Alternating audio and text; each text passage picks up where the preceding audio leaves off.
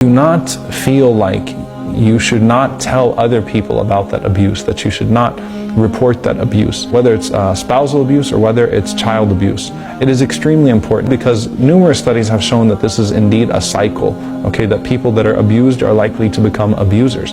So it's important to stop that cycle. If you're a wife that's being beaten by your husband, don't let your culture or community guilt you into silence, into thinking that by being quiet you're doing a favor. You're not doing a favor to yourself, and you're not doing a favor to your children. Your children would be turned off from the deen, turned off from the culture, and they might even grow up to be abusers too because they've witnessed that their entire lives. You also might be risking their lives in the process and risking your life, because if someone is guilty of continuous abuse, then what's going to stop them? Some people say, well, I don't want to ruin that person's reputation. That person didn't care enough about you to not harm you and abuse you. You should not care about their reputation. And in those moments, in fact, the Prophet ﷺ taught us that when you're averting harm from another person, it's not backbiting. As Fatima bint Qais in Bukhari and Muslim radiallahu ta'ala anha, she asked the Prophet ﷺ, she said that I received a proposal from Muawiyah and from 𝗟𝗓𝗏.